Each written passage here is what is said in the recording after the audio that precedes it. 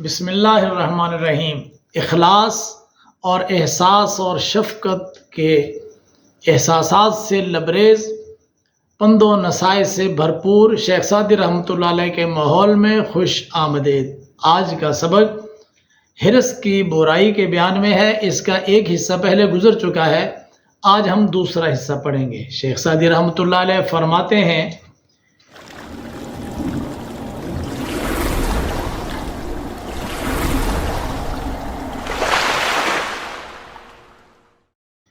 چرامی کشی محنت از بہر مال، کہ خواہد شدن ناگہاں پائے مال۔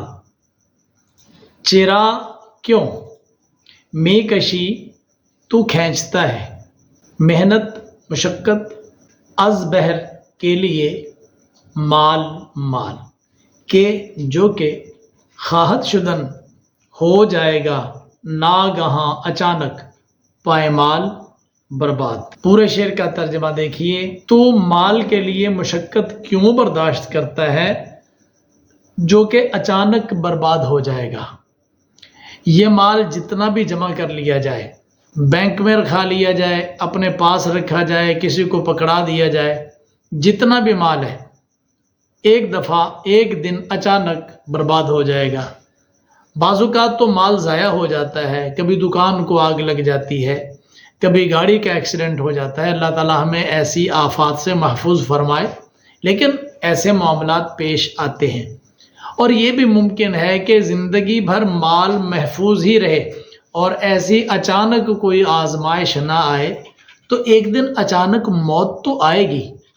تو جب موت آئے گی تو کیا سارا مال برباد نہیں ہو جائے گا؟ کتنا مال ہے جو ہم اپنے ساتھ لے کر قبر میں جائیں گے؟ وہ کہتے ہیں نا کہ کفن کی جیب نہیں ہوتی، کفن کا کوئی برانڈ نہیں ہوتا۔ قبر کے اندر جانا ہے، مال یہیں چھوڑ کر جانا ہے، تو جو مال یہیں رہ گیا وہ دوسروں کے کام تو آئے گا، وارث تو اس سے لطف اندوز ہوں گے، آپ کے بہن بھائی اور رشتہ دار اس سے فائدہ اٹھائیں گے، آپ کے کسی کام کا نہیں، تو آپ کے حق میں تو وہ برباد ہو گیا۔ تو مال کے لیے مشقت کیوں برداشت کرتا ہے جو کہ اچانک برباد ہو جائے گا؟ چنا دادائی دل با نقشے درم، کہ ہستی ز ذوقش ندیم ندم۔ چنا یوں اس طرح، دادائی تو نے دیا ہے، دل با پر، نقش صورت، درہم کہ ہستی تو ہو چکا ہے، سے ذوق شوق، ندیم ساتھی، ندم شرمندگی۔ تو نے درہم کی صورت پر ایسے دل دے دیا ہے کہ تو اس کے شوق کی وجہ سے شرمندگی کا ساتھی ہو چکا ہے۔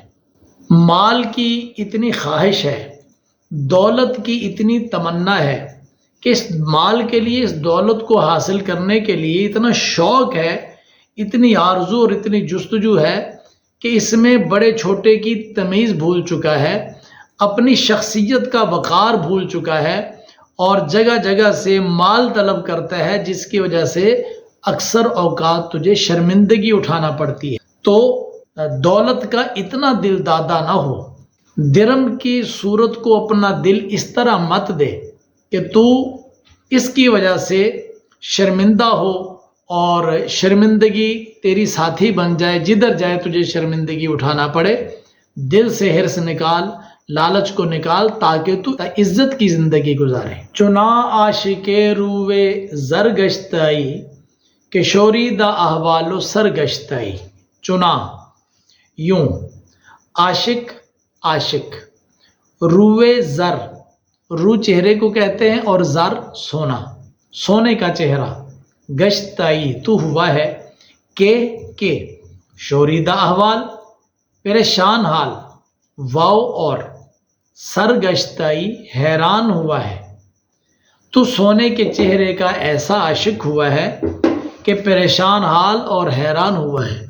بس سونا مطلب دولت کے چہرے کا ایسا عاشق ہے کہ ہر وقت پریشان رہتا ہے، تجھے ہر وقت ٹینشن میں تیرا وقت گزرتا ہے، بس دو کے ساتھ دو کو شامل کر کے اس کو چار بنانا چاہتا ہے، اور وہ نہیں ہو پا رہے یا ہو گئے تو پھر اس کو دوبارہ ڈبل کرنا چاہتا ہے، تو زندگی پریشانی میں گزر رہی ہے۔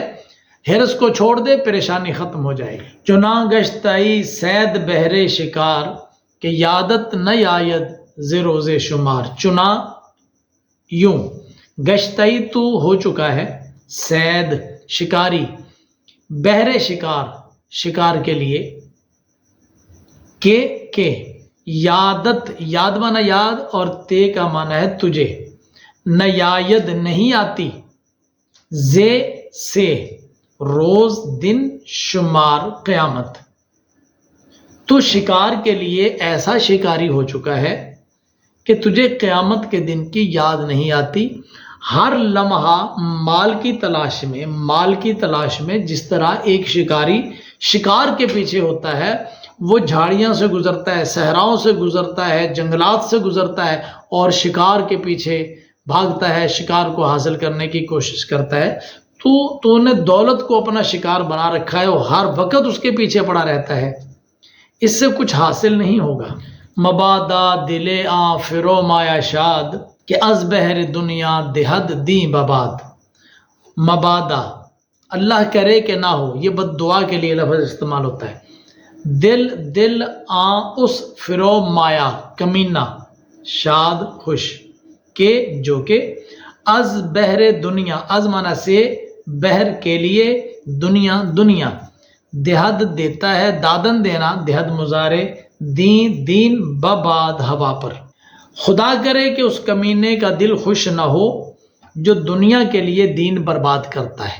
تو شیخ سعدی آخر میں یہ بد دعا دے رہے ہیں اس آدمی کے لیے جو دنیا کی خاطر اپنا دین برباد کرتا ہے، پیسہ حاصل کرنے کی خاطر بازاروں میں سامان بیچنے کے لیے جھوٹی قسمیں کھاتا ہے، تو سامان تو بک جاتا ہے جھوٹی قسم کھا کر، لیکن اس مال سے برکت اٹھ جاتی ہے۔ کیا فائدہ اس مال کا، اس دولت کا، کہ جو برکت ساتھ لے کر نہ آئے۔ ایسا مال نحوست ہوتا ہے، ایسا مال بیماریاں لے کر آتا ہے، ایسا مال تنگیاں اور نحوستیں لے کر آتا ہے، اس سے بچنا چاہیے۔ تھوڑا مال کما لیا جائے، تھوڑے پیسے آ جائیں، لیکن وہ برکت والے ہوں تو آپ کے سارے کام کر جائیں گے۔ یہ جو شکایت ملتی ہے نا کہ ہم پیسہ بہت کماتے ہیں، پتہ نہیں چلتا کہ کدھر جاتا ہے، ان لوگوں کو چاہیے کہ اپنے اسباب رزق پر غور کریں، کہیں کوئی مقام ایسا تو نہیں کہ آپ کا جو مال ہے وہ حرام ذریعے سے آ رہا ہے۔ اگر ایسا ہے تو وہ راستہ بند کریں، حلال کا راستہ اپنائیں، انشاءاللہ آپ کو سکون مل جائے گا۔ در مذمت حرص کا سبق یہاں تک مکمل ہوا، اس کو یاد کیجئے، شیخ سعدی رحمۃ اللہ علیہ کی محبت بھری نصیحتوں پر عمل کیجئے، اپنا اور اپنے اس چینل کا بہت خیال رکھیے گا۔ مجھے اجازت دیجئے، اگلے سبق کے ساتھ دوبارہ حاضر ہوں گا، تب تک کے لیے اجازت، اللہ حافظ، السلام علیکم ورحمۃ اللہ وبرکاتہ۔